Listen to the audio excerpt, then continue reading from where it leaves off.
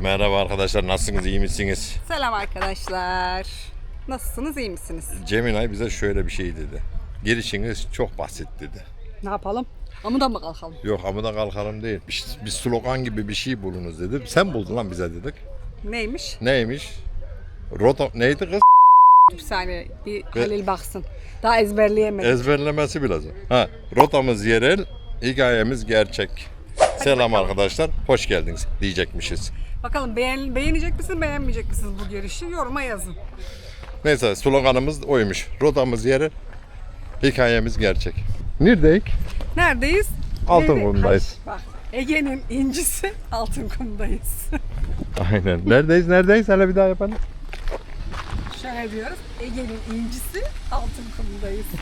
Ege'nin incisi, Edremit Körfezi'nin bir tanesi, Akçay'ın rakibi, Altınkum'dayız. Böyle konuşacağım. Aynen. Her şeyi ben mi öğreteceğim? Öğret. Böyle konuşacağım. Bir tane takipçimiz demiş, ablamız Tayland'da şort giyiyordu demiş. Bugün sizin için Şort giydi. şort giydi. Yazık, bacağı da sakat. Olsun. Olsun ya. Sağlık olsun. Kör topal idare ediyorsun. Kendisi çok sağlam. Bir yerde bir soluklanalım. Nerede soluklanacağım? Benim buradaki favori mekanım. Böyle. Kıble. Şu şekil. Şuradan gireceğiz. Denize göster. Ha, şöyle bir denizi de göstereyim. Peki. Bugün Ağustos'un kaçı? 22 Ağustos. Hem burada bir şeyler içeriz. Hem de şöyle etrafı göster. Etrafı gözler. İnsanlar çiniyor. Yani buranın hiç sezonunu daha çekmemiştik. Ha bir de bu serbest sakin hali. Kalabalık biraz gitti. Haftaya 1-2 hafta sonra Deniz tamam. bugün muhteşemdi. Ben sabah Elif her sabah gelip yüzüyor. Ben de her sabah uyuyorum. yüzüyor. Şurada bir içeceğimizi yudumlayalım. Şimdi yorum okuyalım biraz. Bir önceki filmimiz biliyorsunuz Çanakkale'ydi. Çanakkale'nin yorumlarını okuyalım. Cemile'ye sordum. Ne sordun? Çanakkale'ye gelen yorumları bir bakayım dedim. Bana bir şey yap dedim. En duygusal, en ilginci, en kötüsü, bir de Onları ara dedim. en çok like alan yorumları ara dedim. Ha. Aradı bana gönderdi. Cemilay da hayatımızda olmasaymış ne yapacakmışız bilmiyoruz artık. Cemile'yle de işbirliğimiz yok. Ha, maalesef yok. Aynen. Keşke Keşke olsa. olaydı. Reklam değildir. Biz kullanıyoruz. Evet, şimdi neymiş? Okuyayım mı? En duygusal, en sadakat arttırıcı yorum. yorum. Kim göndermiş? Soner Kar yağ- Kar yağdı. yağdı 60-34. 60-34. Okuyayım mı? Oku. Ya ben ve 14 yaşındaki oğlum diyor. Sizi seviyoruz. Biz de sizi seviyoruz. Bu arada oğlum Türkçesi çok zayıf ama siz ve siz gibi insanları takip ederek Türkçesini geliştirdi. O da sizi seviyor. Bizimle Türkçesini geliştirdiyse helal olsun o çocuğa. Abi sen oğluna bilmeyerek çok büyük kötülük yapıyorsun. Eğer Türkçeyi benden öğreniyorsa, benim şivemden öğreniyorsa Ankara bebesi olur o da. o da eninde sonunda olacağı bu. Şöyle demiş. Sen daha önceki bize gelen yorumları okumadın herhalde. Teşekkürler, çok sağ olun. Çok teşekkür ederiz. Nerede kalmıştık? İçeceğim. Geri kaldığım yerden ayağınıza taş değmesin. Şimdi Kaz Dağları'nı bir gün ayırın derim. Seveceksiniz. Ya Kaz Dağları'nı aslında gittik. Önceki filmlerimize bakarsanız bir yerde kahvaltı ettik Kaz Dağları ama bu aralar Halil niyeyse pek Kaz Dağları'na beni çıkarıp götürmüyor. Ben de istiyorum çünkü çok seviyorum köylerini buraların. Sizin için gideceğiz. Gideriz. En bilgilendirici ve etkileşim yaratan yorummuş bu. Ayhan Delice'ymiş. Bir saniye.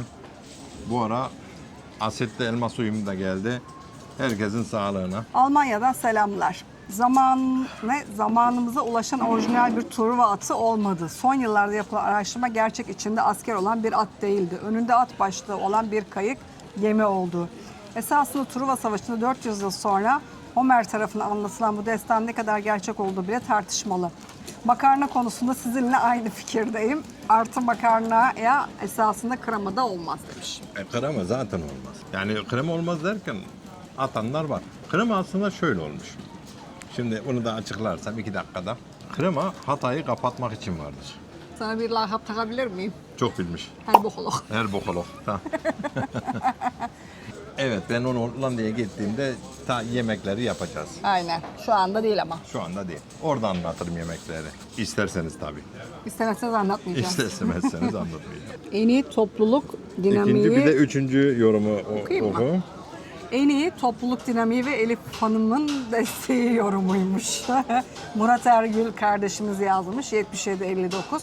Merhaba güzel insanlar. Tam bu yorumu yazarken 09.21 dakikada Elif Hanım zaten bana yorum yapmıyorlar dedi. Elif Hanım siz olmazsanız Halil kardeşim olmaz.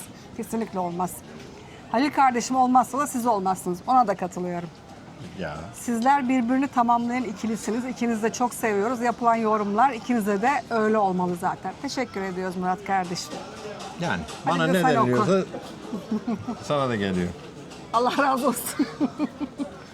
Ondan sonra en çok beğeni alan yorum, herkes tarafından en çok beğeni almış. O da patron sen içmeyince videodan bir şey anlamıyorum. Cansın. Vallahi ben de anlamıyorum da işte yapacak bir şey yok. Böyle elma sularıyla devam. Hadi.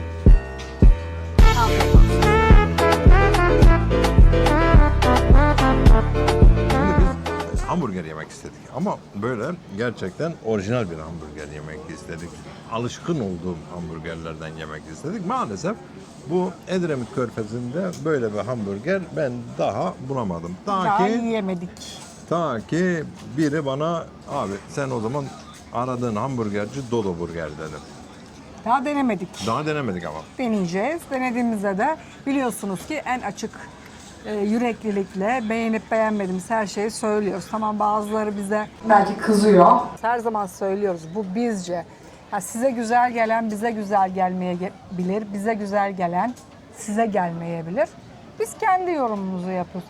Hiçbir mekanla anlaşmamız yok. Hiçbir mekana garezimiz yok. Gidip yiyip parasını verip deneyip çıkıyoruz. Aynen. İşte gittik Dodo Burger'e. Dodo Burger'de abi mekanın sahibi yok dedi. Yapmaya değil. Gidip oraya tekrardan tabii ki deneyeceğiz. Eğer gene patron yoksa bir sipariş verip Kendimiz oturup deneyeceğiz. kendimiz oturup kendimiz yiyeceğiz. Geçen gün bize birisi Ayvacık'a mı gidin demişti yorumlarda. Ondan konuştuk. Nasıl konuştunuz? Ya mesaj üzerinden konuştuk. Onu da açıklayalım. Ayvacık'a gittik. Ayvacık'a gittik. Ama Ayvacık'ta maalesef tam bir çekeceğimiz bir şey bulamadık. Ya güzel O da bir yerdi. Bize şey dedi. He. Pazar günü gideceksiniz. Pazarın kurulduğu gün gideceksiniz aslında oraya dedi. O da cumartesi günüymüş herhalde. Cuma günü yazıyordu orada. Ya da pazar. cuma günü müydü? Cuma günü. Cumartesi. O zaman mükemmel olur diyordu. Oturduğumuz mekanın adı Kibile. Kibele. Halil'in en sevdiği mekan. Yani ben seviyorum. Ya ben burada aslında mekanı sevmiyorum. Mekanı sevdiğimden dolayı değil. Çalışanlar öğretmen olduğu için. Buranın o şeylerini, işletme sahiplerini seviyorum. Değilse hiçbir işbirliğimiz, Yok. hiçbir şeyimiz yok. Yani yoksa çok da Aman bir yer değil. Bir oturun işte deniz kenarında. Çaydır, kahvedir. Çaydır, kahvedir içiyoruz. Ya işletme sahiplerini seviyorum. Ha. Bir de şöyle bir şey diyebilirim burasıyla ilgili size gelmek isteyenler. Herhalde bu pahalılıktan dolayı mı ne bu Bodrum Marmaris pahalı olduğu için mi gençler burayı daha çok tercih etmeye başladılar. Bu sene genç popülasyon da burada çoktu. Normal geçen seneye, ondan önceki seneye bakarak değil mi? Bu sene Akçay ve Altınkum bayağı bir şeyde. Rövajdaydı Evet. yani. Bayağı bir genç popülasyonu çoktu.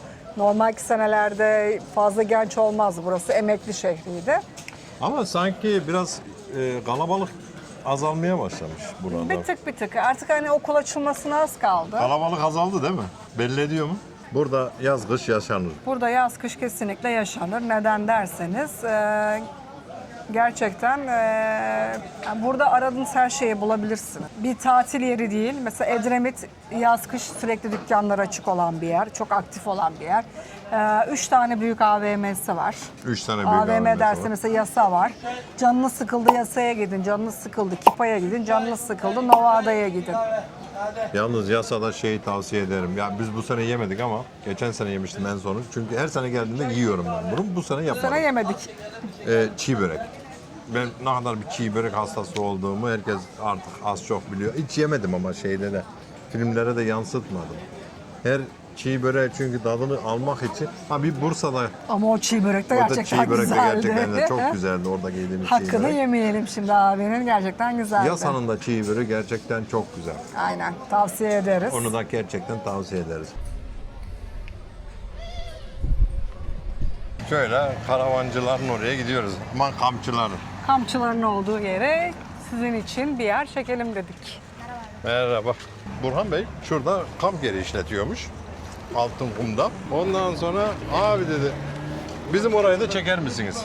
Değil. Biz de dedik çekeriz. Çekeriz. Hem Bak, bir insanlara faydamız olsun. Şimdi bak şurası Migros. Burası Altınkum Sokağı. Böyle gidersen şeye gidiyor, Ören'e gidiyor. Bu taraf Akçay'a gidiyor. Buradan girersen bir park yeri var. Günlüğü hiç 200, bilmiyorum.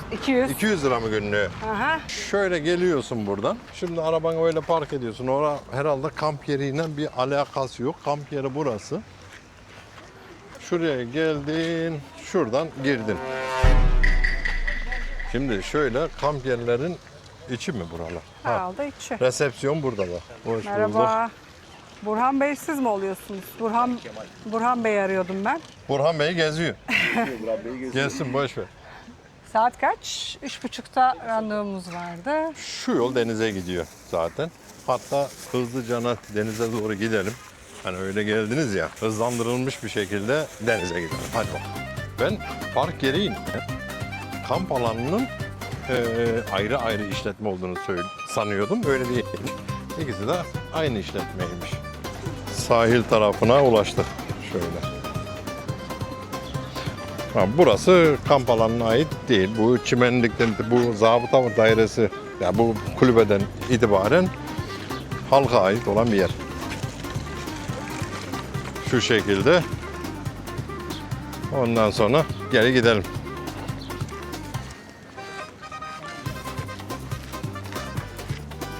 Şu şekil kampçıların içinden gidelim ya. Şöyle. Mahremiyetlerini çekmeyelim.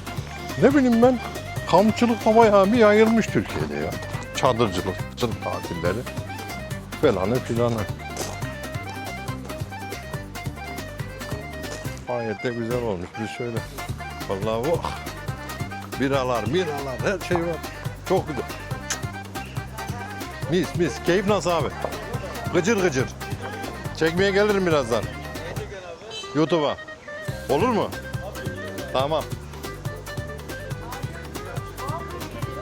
Sağ taraf Ören, sol taraf Akçay. Tam şu Migros var orada. Evet. Oradan karşıya Direkt karşıya geçiyorsun. Böyle geçiyoruz. otopark yazıyor. Abi bu otopark da sizin değil mi? Karavanını buraya bırakıyorlar. Araçları tamam. Biraz önce de anlattığım gibi öyleymiş. Tamamdır. Otokaravanı olan yerler var. Ondan sonra çekme karavanlı olan yerler var. Sen arabanı karavanını buraya bırakıyorsun. Arabanı o tarafa Otoparka atıyorsun. bırakıyorsun. Yalnız var ya, Bayağı büyük bir alan. bayağı büyük bir alanmış. Acaba bu evler de mi onlara ait? Hani Ya o evleri karavanı falan boş ver. olmayan. Şimdi arkadaşlar, ben Türkiye'de ilk defa bir kamp alanı çekiyorum. Evet. Buraya gelmeden önce benim önce yorumlarını okudum. Yorumlarda şu ekseriyette tuvaletler pis diye yazıyordum. Şurada da tuvaletler var. Şurada da şöyle bir tuvalet gördüm. Hemen. Şimdi buranın sahibini daha Göremedik. konuşmadık. Biz kendi kafamıza göre çekmeye başladık. Birazdan da yani bayağı bildiğin tertemiz. Benim sıkıntı yaşamayacağım bir şekilde. Bir de Tayland'a falan baktığımızda da yani muhteşem olur yani.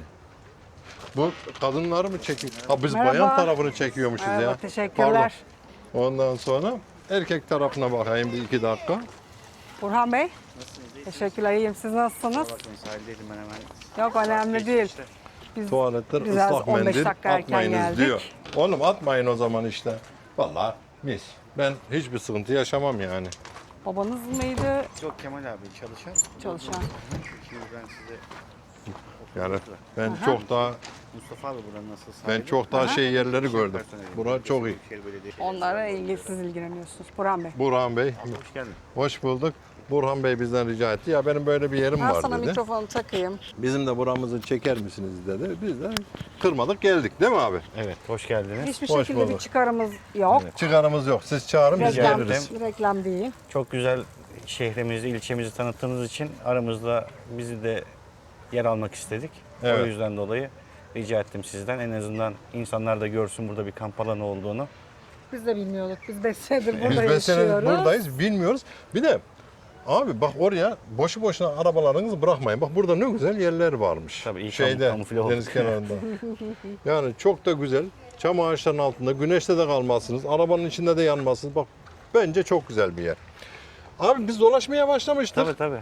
Beraber yine Beraber- siz de beraber anlatın. gezelim. Tamam. Şimdi bizim buraya gelmeden önce ya dün biraz yorumlara bakayım buradaki kamp alanlarında neler yazmışlar, neler yazmamışlar diye.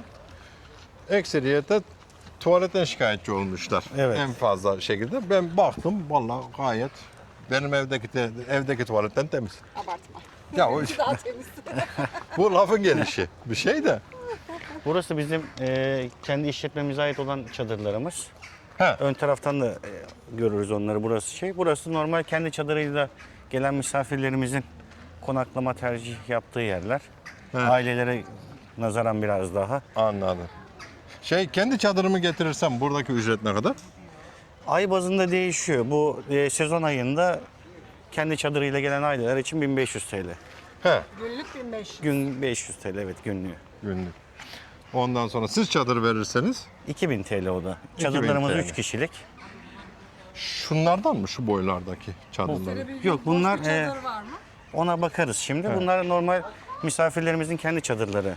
Ha yok ben boyut olarak Yok sizin verdiğiniz. bundan daha büyük Ha, tamam. bizimkinden. Onların içinde de gezebilirsek. Tabii güzel onları olur. da gösteririm ben size. Siz verirseniz 2000 lira kendi çadırıyla gelirse 1500 lira. Tabii bu da ay bazında değişiyor ama Tabii. şimdi Eylül'de daha sonrasında gelecek misafirler olursa gelmeden önce arayıp iletişime geçmeleri daha verimli bu konuda. Anladım. Diğer türlü karmaşalık çıkar. Çadırlara elektrik geliyor. Tabii ki. Gelen misafirlerimiz yanlarında uzatma kablosu getirirse mesela hiç sorunsuz yaşıyorlar. Ama bizim de elimizde var. Kalabalık yoğunluk olmadığı sürece biz de temin edip Evet. veriyoruz kendilerine. Zaten her yerden de gördüğünüz gibi elektrikler geçiyor böyle. Geliyorsun kendi uzatmanı şuraya batırıyorsun. Kendi çadırına çekiyorsun. Evet. Değil mi abi? Aynen. Ha. Doğrudur. Burası kaç senedir bir işletme? Kaç senelik bir işletme? 6. sene. 6. senesi. Biz Evet. 5 senedir buradayız ve ilk defa buraları geziyoruz. Yalnız bayağı büyük bir alan gördüğümüz Ya üzere. yerimiz büyük. Hani böyle gidiyor. Abi tatil Bunların nasıl arkası. gidiyor? Gayet güzel yani. He? Gayet güzel. Güzel. Sıkıntı yok. Sıkıntı yok. Problem. No problem. İyi tatiller abi. Vallahi böyle arada sırada da abilere, ablalara da bir soru sorarız. Siz karar verirsiniz onunla. İnsanlar Kesinlikle. memnun mu, memnun değil mi? Dördüncü kişiyi mi arıyorsunuz abi? Ha yok abi yani arkadaşları bekliyor. Ha, biz olurduk yani, sıkıntı yok. Mutfağımız var mı? Mutfağımız şöyle sadece bulaşık yıkama alanımız var. Mesela yemek yapma için bir alanımız yok. Gelen misafirlerimiz kendi tüplerini, malzemelerini getiriyorlar. Buzdolap var mı? Ortak kullanımda buzdolabı var. O Sadece zaten- hani ocaktır, fırındır, Her kamp alanındaki işte bulaşık olduğu makinesi gibi. gibi Aynen, o çok malzemelerimiz yok. önemli. Mangal yakılabiliyor mu? Sezonda yakılmıyor. Sezonda sadece burada yakma alanımız var. Kontrol altına alabilmemiz için. Orada yaktırıyoruz. Evet. Vatandaşlarımız sonrasında kendi çadırlarında, alanlarında yeme Tüpüyle, içme müpüyle, gerçekleşiyor. yemeklerini. Buzdolaplarda Ha, herhalde. tüpte sıkıntı yok. Tüpte sıkıntı yok. Buzdolaplarda ortada duran buzdolaplar mı? Tabii buradakiler, iç kısımdakiler. Şöyle buzdolapları var. Burada herhalde açmakta bir sıkıntı yok. Geliyorsun Herhalde insanlar kendi üzerine öteberi. yazıyor. Ya zaten biz de kaldık böyle kamp herkes kendi alanlarında. Gel malzemesini kendi bildiği malzemeni için koy ona göre buzdolabına. Hiç kimse senin sahipleniyor. malzemeni zaten ellemiyor. O sıkıntı orada, o konuda hiç kimse korkmasın. Şöyle bir şey var mı? Mesela geldim ben buraya istediğim yere kafama göre çadırımı koyabiliyor muyum yoksa sizin Biz gösterdiğiniz yerlere mi? müracaatta gezdiriyoruz önce kişiye. Nereye kurmak isterseniz, gölgelik mi, sakinlik mi, yoksa biraz daha hareketli bir alan mı olsun? İnsanlar geziyor, biz buraya kurabilir miyiz diye soruyorlar. Beğendikten sonra biz hemen ona göre hem elektrik tesisatının geçtiği yere de bakıyoruz. Sakin olan yer neresi? Mesela buralar daha sakin. Mesela iç kısımları görmüşsünüzdür, daha hareketli. Ben Biraz anladığım- daha iç içe. Pardon lafını kestim abi. Ben anladığım kadarıyla aileleri bu tarafa koyuyorsunuz değil mi? Tabii ki. Öbür taraflarda biraz daha gençler, erkekler. Müracaatın arka tarafına da mesela yalnız gelen erkekler olur, yalnız gelen motorcular olur. Evet. Mesela günübirlik gelen misafirlerimiz oluyor. Tabii bunda sistemi sağlamak için onların yeri de orası. Söyledik. Şimdi çadırların fiyatlarını ördük. Abi karavanla geldim ben. Ona kaç para ödüyorum? Ona da şu an sezonluk fiyatı 1500 TL. Aynen. Elektrik, su, otopark, duş, işte WC'dir, Çamaşır makinesi var bizde ücretsiz. Çamaşırların yıkayabilmesi için. Hani bunların hepsi bu fiyatlara dahil oluyor. Kendi bazı arabalarda şey oluyor, bu atık kasetler oluyor. Onu Onun da dökeceğimiz yerler boşaltma var mı? noktalarımız var. Heh. Orada boşaltım sağlanıyor. Sonrasında yıkama alanı var. Orada yıkanıp tekrardan Harbiden kasetler takılıyor. ben Altınkum'da böyle bir faaliyet olduğunu bilmiyordum. Biz birkaç film öncesinde de zaten bunu anlatmıştık. Ya böyle bir yer niye yok diye. Ki burayı bilmiyorduk biz. Doğrudur. Yani yanından geçiyorduk ama tam olarak... Çoğu insan da Evet. bilmiyor işin açıkçası ya. Yani abi doğru bir şey yapmışım. Bizden irtibata geçip de burayı bir tanıtın demişsiniz. Çok güzel. Devam edelim. Böyle gidelim. Bu arabaları park ettiğimiz yer orada size ait. Tabii ki evet, otopark alanımız bizim orası. Oto yıkama hizmeti de veriyoruz. Gelen misafirlerimiz hem araçlarını hem karavanlarını girişte veya çıkışta yıkatmak isterlerse Evet. yıkama hizmeti de var ama bu ücretin mukabilinde tabii. Tabii yani normal. Şöyle biz hem çekeyim hem konuşuruz. O sıkıntı değil oradan. Yok o taraflara girmedim. Gireriz şöyle. Ben şimdi size şeyi göstereceğim. Ne? Bizim kendi işletmemizin kiralamış olduğu çadırları. Ha evet. Çoğu doludur ama şöyle geç. Olsun önemli değil. Dışarıdan en azından görmüş olursunuz. Ondan sonra- Arabalarının karşı tarafı. Tabii Evet. ki. Ya bir de Yerleştikten sonra çadırcılarımız da, karavancılarımız da araçlarını dışarıya çıkarıyor. Geceleri içeriye almıyoruz araba. çok iyi ediyorsunuz bence de. Belli bir saatten sonra insanlar çünkü yatıp uyuduğu için rahatsızlık vermesin kimseye. Abim domatesini doğramış, patatesini almış, yemek yapmaya gidiyor. Helal olsun. Bu alan da sol taraf bizim işletmemize ait olan çadırlar. Şunlar. Evet. O görmüş olduğunuz bütün çadırlar bizim işletmemize ait. İçlerinde bir çift kişilik, bir tek kişilik yatak var. Önlerinde masa sandalyesi. Bu şekilde şey veriyoruz, hizmet veriyoruz konaklamada. Sizin çadırlar anladığım kadarıyla yerden yüksek. Tabii ki. Paletlerin Tabii, üzerinde. Paletlerin üzerinde. Ondan sonra içinde döşekleri Şuna var. çok dikkatimi çekti. Çadırların üzeri dolu olan çadırların üzeri dolu olarak yazılmış. Tabii ki evet. Ha evet. Dolular bir- dolu. Yani içeri girmesinler içerikli de. insanların en azından bir Mahremiyeti. özeli mahremiyeti olmuş. O çok Tabii. hoşuma gitti. Her şey düşünülmüş vallahi. O alanda günlük karavancılarımız, günlük çadırcılarımızın yeri. Evet. Size bahsettiğim gibi hani sakinlik isteyen, yoğunluk isteyen olursa mesela denize yakın olsun isterse buraya, sakinlik isterse arka tarafa. Bazen şey mutfağını buzdolabı falan görüyorum abi çadır şeyin içinde. Çadırın içinde. Onlar Şimdi kendileri kendi mi getiren getiriyor? de oluyor, kendi satın alan. Şimdi bizde 3 aylık çadır yeri sahiplenmek isteyen vatandaşlarımız da oluyor. Sezonda aylık. gelmek istiyor O mesela. zaman fiyatlar O değişiyor zaman mu? tabii değişiyor. Ne kadar Ona oluyor mesela, göre onu da söylerseniz. ona anlaşma yapıyoruz. Çünkü Evet. uzun vade olduğu için günlük fiyat vermiyoruz onlara. Aylık bir Kişi fiyat veriyorsunuz. tabii. Mesela şu anda ben geldim, bir ay kalmak istiyorum. Fiyatınız ne? Bir ay kalmak Eylül'de geldim, isterseniz bir ay kalmak istiyorum. 25 milyar arası, 25-30 arası bir fiyat çıkıyor. 25-30 arası bir fiyat çıkıyor. Yani günlük 1500 lira diye hesaplarsak evet. Bir tane çadırımızda boşsa onu da gezelim. Onu sormam lazım. Ama çoğu dolu diye biliyorum ya. Bugün hep rezervelerimiz vardı. Çünkü bunların hepsine bugün misafirlerimizi aldık. Tam son sezon haftası ya. Hepsi dolu. Ya hiç kimsenin şeyini yapmıyor. Zaten sayfada da Şöyle. mevcut. Yani normal bir yatak. Çadır, döşek, ondan sonra kaç kişilik varsa, ondan sonra az da bir alanı kalıyor Tabii değil mi? masa sandalyesi önünde bu şekilde mevcut.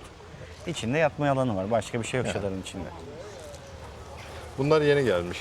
Bunlar da kiralamış olduğumuz apart daireler. Apartlar da var. Tabii ki. Onların fiyatı nedir? Apartların Onların da şu an sezonluk geceliği 4000 TL. 4000 TL. Tabii bu ay bazında değişiyor. Apart derken 1+1 mi? 1+1. Bir çift kişilik yatak, 2 tane tek kişilik Şimdi onlar da yatak var. dolu diyeceksin. Onları da şey dolu. yapamayacağız. Evet. Zaten Çadırımızda. onların imkanı yok boş olmasını. Onlar devamlı dolu herhalde Evet, değil mi? onlar devamlı dolu. Boş kalmıyor onlar. Burası da çamaşır yıkama alanımız. He. Az önce mesela bahsettiğim çamaşır yıkama makinelerimiz burada var. Birkaç noktada daha var. Yeterli mi? Yani şu an bir şikayet almadık. Çünkü sürekli insanlar ya bir makinenin bitmesi 1 saat. İnsanlar sürekli koordineli bir şekilde hani anlaşarak da şey yapsa. boş buldu mu direkt. Direkt dolduruyorlar. Bunlar o ücretin içinde. Tabii ücretin içinde. Bak şimdi öbür ülkelerde bu aynısı değil. Aynen. Şeyden işletme sahiplerinden pul alıyorsun, pulu atıyorsun. Aynen biz öyle yapmıştık. Hatırlarsınız. Onunla- evet. Asya tatilimizde o şekilde yapmıştık. Ekstradan para ödemiştik. Buralara çamaşırlarını asabilirler. Yani bizde bölge olarak bu tarafta da mesela burada bayan duşlarımız var. Yine misafirlerimiz O çok yararlansın önemli. diye Bir yapalım. yani özel olması gerekiyor ya bir. Güvenlik. 7-24 var. Güvenlik 7/24 var. Tabii. Yani gündüz zaten biz akşamlara kadar buradayız. Geceleri de gece bekçimiz var. Şu anda tam dolu dediniz herhalde. Hiç Tabii. boş yeriniz mesela var böyle mı? çıkabiliriz. Evlerde mi? Ha, evlerde. Evlerde hiç boş yerim yok şu anda. Hepsi dolu. Hepsi dolu. Ne zamana kadar dolu? Mesela ben bu filmden sonra seyrettim. Ben gelmek istiyorum. Ne zamana kadar dolu? Yani bunun için deftere bakmamız gerekiyor ajanda kısmına. Hangi tarihlerde boşluk var? Valla çok güzel olmuş ama. İyi tatiller. Ben evet Turgay Bey mesela sezonluk Çekmemizde bir müşterimiz. sıkıntı var mı size? Ödül Hanım. Valla çok güzel olmuş. Tatil nasıl geçiyor? Karavanınızı getirdiniz. Bu üstündeki bu şey kime ait? Kendinize ait. Tabii. O zaman siz Geçiyor ama biz kışın da kalıyoruz. Ha. kışın da kalıyorsunuz. Geç gidiyoruz, kışın da kalıyoruz. Sesiniz muhtemel gelmiyor ama Aynen. abla şey diyor. Abla şey diyor. Biz burada kışın da kalıyoruz diyor. Ondan sonra zaman zaman ya devamlı buradasınız aslında. Gibi değil mi? Yani Yani İzmir'de oturuyoruz. İzmir öyle işte bir 15-20 gün gidiyoruz, geliyoruz. Kışın böyle geçiyor. normalde İzmir'de oturuyorlarmış ve devamlı bu 15 gün ondan sonra gidip geliyorlarmış. Çok da güzel oluyormuş. İyi tatiller. İyi tatiller. Bayağı geniş bir alan var, büyük bir alan var. Ya çok hoşuma gitti. Kadın duşlarıyla erkek duşlarının ayrı olması gerçekten çok hoşuma gitti. Örf ve adetlerimize uygun olabilecek şekilde bir karavan parkı yapılmış. Evet. Gördüğüm kadarıyla da temiz. Burası da mesela lavabolarımız yine. Burası da karavancılarımızın veya yine çadırcı misafirlerimiz de kullanıyor da bu alanda Çekebilir miyiz? sezon tabii. Sezonluk veya şey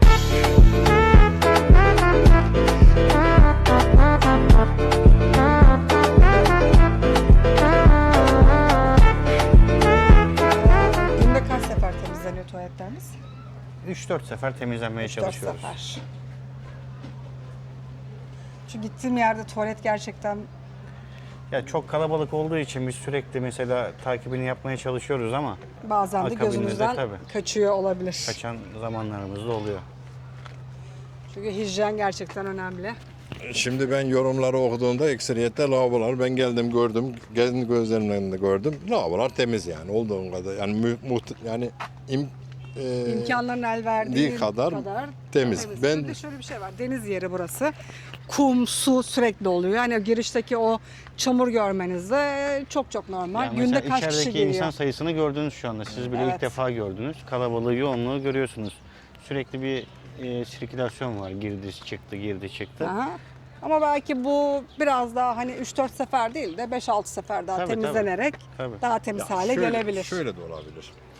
Yani bu YouTube'a şikayet ya ben yazmayın demiyorum. Tabii her şey sosyal medya. Aynen. Ama geldim bura pis gördün değil mi? Tuvaletin bir tanesini pis gördün.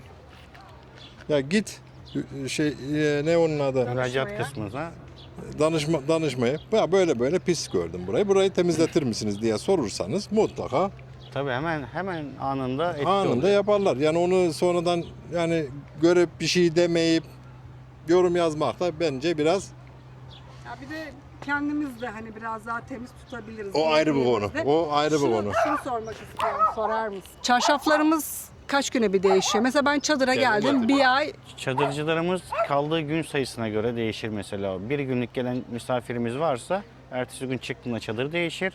Bir haftalık gelen misafirimiz varsa talebi doğrultusunda çarşaflarını değiştiriyoruz. Çünkü Ekstra bir ücret talep ediyor hayır musunuz? etmiyoruz. Çünkü gelen misafirlerimiz kendileri de mesela çadıra kaldığında çarşafını, yastık kılıfını hani hijyen konusunda tereddüt yaşayan olduğunda kendileri de getiriyor. Biz bunu bilemediğimiz için bunu müşterilerimizden talep etmesi gerekiyor. Hani bir hafta kaldı diyelim burada. 3. gün ben çarşafımın, yastık kılıfının değiştirilmesini istiyorum dese hemen ücretsiz bir şekilde Ücretsiz bir değiştiriyorsun. şekilde değişiyor. Bir sıkıntı olmuyor. Ya bir de şöyle bir şey var. Sen otele gitmiyorsun. Sen kamp yapmaya geliyorsun. Kamp yapmaya geliyorum ama insanların Yok, anladım ben. geldiğimde parayı veriyorum. 1500 liramı Tam, verdiğim. tamam da aslında öyle değil. Ya şimdi ben abinin yerine konuşmak istemiyorum. Bu şeyce neresine gidersen git, kamp yerine gidersen git, sen kamp yerinde sadece çadırla yer kiralıyorsun. Sen aslına bakarsan şey kiralamıyorsun. Ne çamaşır makinesini kiralıyorsun, Evet. ne onu kiralıyorsun, ne bunu kiralıyorsun. Yani öbür kamp yerlerine bakaraktan. Ya çoğu yer jetonla çalışıyor Evet. mesela şu an. Jetonu atıyorsun, çamaşır makinesi öyle çalışıyor. Yani bence buna Ama biz çok uygun. müşterilerimizi mağdur etmek istemiyoruz. En azından memnun ayrılsınlar. Şurası hemen deniz. Çok Evet. yakın bir deniz. Kendinize ait orada şezlonglarınız var mı yok mu? Yok, anlaşmalı biçimiz var sadece. Garden Grove. Garden Grow'la gidip orada bedavaya şezlong kullanabiliyorlar Bedava değil, mı? %10 olarak bir iskonto olarak şeyimiz var. Deniz ve plaj halkın. Kesinlikle. Kimse onu 5 yıldızlı Onda- otelde bir şey yapamaz. Ya zaten Hiç kimse bir bölgeye şey yapamaz. hakimsiniz. Vatandaşlarımız kendi sandalyesiyle bile gelse her Evet. taraf gölge, ağaçların Doğru, altı. Ağaçların altında Hani bir sıkıntı yaşamıyor. Orada istedikleri şekilde denize girip konaklamasını gün içerisinde sağlayabilirler. Yerli turist mi, yabancı turist mi daha çok? Yabancı turistlerimiz ay bazında değişiyor, onların geliş tarihleri farklı. Evet. Mesela şimdi yaz sezonunda daha çok yerli misafirlerimiz, sonbahar, kış döneminde de yabancı turistlerimiz geliyor. Yani Biraz Türkiye'nin daha dışı. kendileri ekip halinde çıkmış misafirlerimiz var. 10 karavan, 15 karavan anlaşmalı olup da arkadaşlar bir araya geliyorlar. Güzergahların üzerinde geçerken bizim burayı da tercih ediyorlar. Siz Eylül'de fiyatlarımız değişecek dediniz. Tabii ki. Eylül'de çadır fiyatlarımız ne olacak? Çünkü Ağustos bitmek üzere, Eylül'ü giriyor artık. Filmimiz de haftaya yayınlanacağı için Eylül fiyatlarımızı alalım. Şimdi yine kendi çadırıyla gelen misafirlerimiz için Eylül ayı fiyatımız 1000 TL olarak düşünüyoruz. 1000 TL. Evet. İşletme çadırına gelen misafirlerimiz için de 2000 TL olarak devam edecek. Karavan fiyatları 1500 değişecek TL mi? o da aynı. O değişmiyor. Biz sadece kendi çadırıyla gelen misafirlerimizin fiyatını değiştirmeyi düşünüyoruz. Çünkü diğer türlü fiyatlarımız şu an diğer işletmeler ve alan için uygun. Elektrik, su, otoparktır. Hani bu her şey fiyata dahil olduğundan Evet, fiyatlarımızı fiyatlar- uygun tuttuk biz. fiyatlar Ondan dolayı da bayağı uygun. hani biraz daha Eylül ayındaki kendi çadırıyla gelen misafirlerimizin fiyatını düşürme sebebimiz hani biraz daha rahat etsinler. Artık sezonda sonuna geldiği için Size ait gördüğüm çadırlar kaç kişilik? 3 kişilik. Yani iki büyük bir çocuk, iki yetişkin bir çocuk olarak mı yoksa üç yetişkin Bir de çift kişilik rahatlıkla? yatak var. Bir Aha. tek kişilik baza var. Yani üç yetişkin 3 rahatlıkla yetişkin var. kalabilir. Ama mesela mağdur etmiyorum. Yine 2 çocuklu ailelerimiz için de araya diyorum ki yatak atamam ama sünger atarım. Mesela kalın süngerlerimiz var. Rızanız varsa diyorum 4. kişi olarak sünger atarım. Orada konaklama yapabilirsiniz diyorum. Kabul ederlerse o şekilde oluyor. Yani çadırları atıyorum, ben 5 kişi geldim.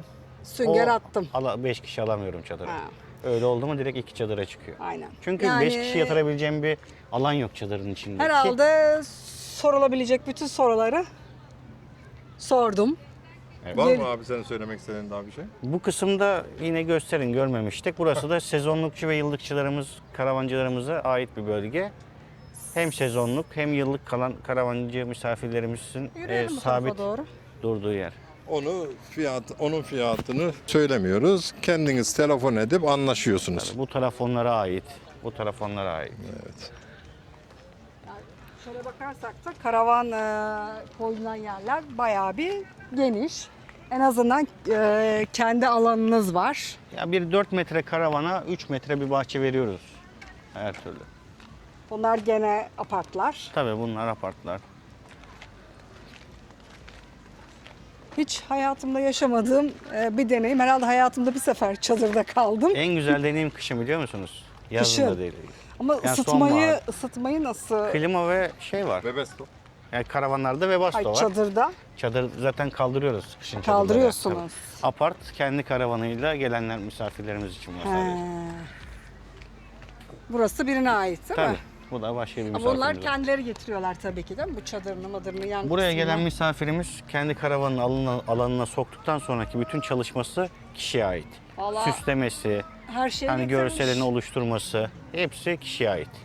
Hiçbir kısıtlamamız yok değil mi? Şuraya Ben lamba sadece koydum yer, buraya. elektrik, su. otopark hizmeti veriyorum. Gerisine karışmıyorsunuz. Tabii. Aslındaki oturma alanı, gölgeliği, çevre işte kapatma olayı hepsi kişiye ait. Ha, kesinlikle şunu yapamazsınız dediğiniz bir şey yok. Yani çok karşı tarafı rahatsız etmeyecek bir şekilde bir işlem yapmadığı sürece yanındaki misafirine bir müdahale etmiyoruz. Güzel. Sen zaten apartman yaşantından kaçmak istediğin için böyle bir yer seçiyorsun. Aynen. Ya zaten Bence. bu alandaki misafirlerimiz de artık gel git birbirini tanıdığı için. Sürekli aynı kişiler. Tabii birbirine. aile gibi olunuyor belli bir süre sonra. Samimiyet kurulduğundan dolayı kimsenin kimseden bir şikayeti yok. Güney Karavan dedik. O yanına doğru gidiyoruz. Keyifler nasıl abi? Konuşalım mı? Müsaade var. Tabii buyurun. Merhabalar. Oh abi portakal suyunu da Afiyet içiyor. olsun. Portakal suyu güzel geliyor. Sularımız da var. Nasıl gidiyor abi burada yaşam? Yaşam Orta şekerli dedin. orta şekerli dedik ama bu zevkle biraz alakalı. He. Tabii istek varsa bu da zevkli geliyor. Tabii buyurun lütfen. Önemli değil. Yani o şekerli tarafını anladık. Şekersiz tarafı. Şekersiz tarafı sıcak bunaltıyor tabii. Ha, ister tamam. istemez. Yani abilerin elindeki Tabii gene bir biraz- şey değil. Tabii biz işte karavancı ailesi olarak biraz daha sakinliği sevdiğimiz için şu kalabalık biraz bunaltabiliyor bazen. O bizi de bunaltıyor abi. Orta tarafları Ha, bunlar oluyor. tamam. Biz oralara girmeyin, insanlar tatillerini yapsınlar. Tabii ki yapsınlar canım. Şurada Tabii. 2 hafta daha dişimizi sıkacağız. Öyle. 10 gün. Yani öyle bir şey. Yani herkes adabınca yerince yaptığı zaman hiçbir sıkıntı yok tabii. Karavanın artıları eksileri dersek. Yani karavanın artıları eksileri dersek güzel soru da bu işte biraz göreceli kavram. Yani siz çayı şekerli seversiniz, ben şekersiz içerim gibi bir şey. Tabii ki keyifli olduğu kadar bir o kadar da meziyeti var bu işin. Suyuydu, elektriğiydi, her şeyi minimalist yaşaman, dolabına eşyanı az koyabilmen, azla yetinebilmen, daha sık alışveriş yapabilmen. Böyle sıkıntı tarafları var ama güzel tarafları da var tabii ki. Böyle apartmanlardan, binalardan yorulmuş insanlarımız bir adımla toprağa basma imkanı sunuyor. Şahsen bu benim fikrim, benim huzurum. Bize de inşallah bir karavan bir gün. Çok teşekkür ediyoruz. İyi tatiller dileriz. İyi günler. Biz geldik, burayı beğendik. Gene diyoruz hiçbir reklam anlaşmamız yok. Hiçbir çıkarımız, hiçbir şeyimiz yok. Bir para karşılığında gelip burayı çekmedik. Değil mi? Sizden biz para talep etmedik. Evet. Ben hatta sordum. Kesinlikle dediniz. Evet. Yani bu Edremit için de güzel bir reklam olur. Ben gerçekten böyle bir yerin olduğunu bilmiyordum açıkçası. Ben Bilmiyordum. yani bunu da görünce bir şey daha emin oldum. Yani insan isteyince her şeyi yapabiliyormuş. Yani. Ya şimdi ben bir şey anlatabilir miyim? Şahsen bak şu anda herkes de biliyor zaten 51 yaşındayım. Ben bu zamana kadar 5 yıldız oteli de gördüm, Ultra Olen'i de gördüm, onu da gördüm, bunu da gördüm ama En dip oteli de gördük. en dip oteli de gördüm. Ama bir şu karavanın ve kamp alanının verdiği keyfi, zevki, tatili, sosyalleşmeyi hiçbir otel vermez. Harbiden bak bu. Bu gerçek olan bir şey. Hani çilesiyle, güzelliğiyle, eğlencesiyle kamp yeri çok daha muhteşem. Yani şurada isterseniz birkaç kişiye sorayım. Otel mi kamp yeri mi diye. %80'i kamp diyecek. Doğru mu abi? Dur. Ben biraz önceki sorduğum soruya abi duydu. Merhaba abicim. Ahmet ben. Ahmet Bey. Biraz önceki sorduğum soruyu duydun. Duydum. Otel mi kamp mı? Kamp. Niye abi? Karavan. Mis gibi özgürsün. Değil mi? Tabii istediğin her yerden özgürsün yani. Yani. Kamp. Şöyle bak şöyle dokunayım. Şöyle dokunayım. Ha bu yalnız özgürlükten karavan değil, ben bu de otokaravan. istiyorum. Bu ayrı bir olay. Bu tamam lüksün lüksü. Bu otellerin Lüks Hilton'u. değil ya. Ya, 2000 model bir araba Yok yani. lüks ondan değil bahsetmiyorum yani. abi. Şimdi çadır var. Tabii, Çekme tabii, karavan aynen, var, aynen. otokaravan Bütçeye var. göre, Ha. bütçeye göre. Evet. Abi rahatsız ettik. Drone'dan da çekiyor abi. Mis gibi buraları. Çekiyorum etrafı, kendimi, manzarayı. Her zaman bir anı bırakmak iyidir. Evet çok iyi. Yani. Sürekli burada mı? Örnek veriyoruz. İlk defa geldim ben bu kampa da çok beğendim ama. Daha bundan önce şeydeydim. Şu boş yerde arazide mi? Sarımsaklı'daydım. Ayvalık'ta. Sarımsaklı'da bir gece bir gün kaldım orada karavan kampında ama buraya geldim. Burada tam bir güzel bir aile ortamı var. Evet. Aynen çok güzel bir aile Onu biz de ortamı var. gördük ya. Birkaç kişiyle Aynen, böyle gelen hemen konuştuk. hoş geldin. Hemen bir merhabalaşma. Yöneticilerden Kaynaşma. mutlu muyuz abi? Yok memnunum herhangi bir şeyimiz olmadı. Aynen yok memnunuz yani. Düzeltilebilir- Tuvaletler falan temiz. Yani Ha. de şey değil. Ortam güzel yani. Düzeltilebilecek noktalar var mı? illaki var ama bu kalabalığa göre gene de çok iyi. Eyvallah. Bu kalabalığa göre çok iyi. Çok teşekkür ederim. Mükemmel. Neler var onu da bahsedelim kısaca. Ya Onu güzel. yönetime Onu söylerler. artık yönetimle artık onu şey yapacağız. bizim Kolay gelsin. insanlar. Çok teşekkür ederiz. Yine buraları dediğim gibi sezonlukçu, yıllıkçı karavancılarımıza ait yerler. Bu şekilde Bunlar bildiğin bahçe kurmuş ya. Şuraya bak ya. Bayağı bir koltuk. Evet. Sağ. Çok güzel. Aynen. Aynen. İyi bari şöyle. Ya insanların şeyine de girmek istemiyorum ama televizyon falan. Abla merhaba. Tatiller. Abla diyorum da şeyden saygıdan şeyden. Olsun estağfurullah. Soru sorabilir miyim? Otel mi, kamp mı? Kamp. Neden? Daha özgürsün burada. Yani herkes aynı cevabı verecek. Yani ben biraz önce %70'i muhtemel kamp diyecek dedim de buradaki yaşayanların. Yani aslında şeyle hiçbir ilgisi yok değil mi? Bu otellerin pahalı olmasıyla. Yok. Burada daha çok özgürsün, daha çok keyiflisin. Katılıyorum. İyi tatiller. Teşekkürler sizlere de. Bu domatesler falan ama iyi. Abla ekmiştir. Gayet. Eşim bakıyor. O zaman siz bayağı uzun kalıyorsunuz burada o Biz zaman. bir yıldır evimiz var bizim ileride. Evde kalmıyoruz. Burada kalıyoruz bir yıldır. İyiymiş. Çok güzel. Abla bak Misafirler. evi var, burada kalıyor. Yani bundan daha çok kamp sevdalısı. Aynen. görüşürüz abla.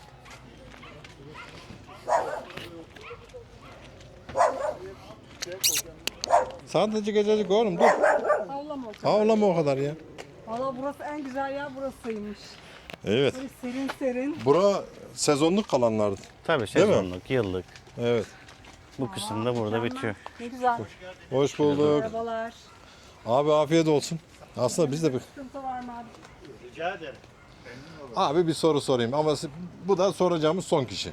Tamamdır. Otelde mi tatil yapmak, kamp alanında mı? Kamp alanı. Neden otelde değil? Özgürlük var burada. Değil mi? Otel sınırlı. Devamlı kontrol altında gibi bir his. Kamp alanından memnun muyuz? Çok memnunum. Var mı iyileşti yani düzeltebilecek noktalar? 2 senedir buradayım. Ufak tefek mutlaka vardır tabii. Siz de onları yönetime söylüyorsunuz tabii. Yönetim de biliyor, yönetime de söylüyoruz ama gayet memnunuz yani. Eyvallah. Olması gereken şeyler olduğu için bir de kabullenerek yaşıyorsun bazı şeyleri. O yüzden de idare ediyorsun. Eyvallah abicim. Oldu abi. Memnun oldum. Çıkaran iyi tatil. Tatilini çıkaran iyi tatiller. Hemen 2 dakikada Nescafe yapalım. Çok teşekkür ederim. teşekkürler. İçtik orada da her yerde içiyoruz. Şöyle bir dolaşalım. Ondan sonra Memnun oldum. çok teşekkür. İyi tatiller abi. Tatiller. Çektik. Evet. Güzel bir yer. Güzel bir yer. Sıcak ortam. Yalnız var ya ağaçların altında oldu İyi mu çok tatiller. muhteşem oluyor. Afiyet olsun. Valla sıcacık. Ortam çok güzel. Bir de zaten sürekli aynı kişiler geliyormuş. Artık Evet, aile herkes gibi olduk tanışmışlar. diyorlar. Mutlaka gelin diyelim yani. Aynen. Hani gene diyoruz hiçbir işbirliğimiz, hiçbir çıkarımız, hiçbir şeyimiz yok. Tamamen reklam değil. Kendi şeyimizle çektik. Hoşumuza gittiği için. Körfez'de böyle bir şey yer olması beni gerçekten mutlu etti. 5 senedir buradayız. Böyle bir yerin olduğunu bilmiyordum. Hayır olduğunu biliyordum da ben içeriği ilk defa İçeriği, görüyorum. evet, içerinin Gerçekten bu de şekilde böyle, olduğunu bu kadar da bilmiyorduk. talep olduğunu bilmiyordum Ben de Şimdi doğru bilmiyordum. kelime bu, talep. Aynen. Yani. Aynen. Oldu abi. İyi günler. İyi günler, kolay gelsin. Kolay gelsin.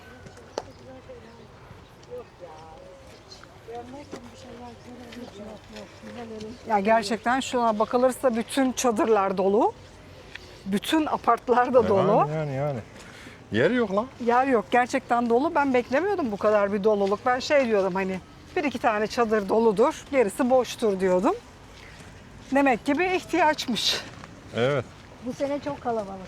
Bura mı? Bu seneki kadar hiç Ağustos ayı girdiğinden beri çok kalabalık. Her sene böyle olmuyordu değil mi abla? Olmuyordu. Sebebi nedir abla? Bilemiyoruz vallahi. Biz de yani şaşırdık bu sene. Araba park etmeye yer bulamıyoruz. Abla şey diyor, belki sesi gelmedi mikrofondan dolayı. Bu sene kadar kalabalık yok. Evet. Araba park edecek yer yok diyor. Çok bir şey ev aldılar. Gelip gidip İstanbul'dakiler, uzaktakiler. Buradan çok ev aldılar. Şeyden de dolayı olabilir mi abla bu? Bodrum, Marmaris çok pahalı olduğundan dolayı olabilir. Ondan da burası daha uygun. Burası daha uygun değil mi? Evet. Doğru, katılıyoruz. Allah iyi tatiller. İyi tatiller.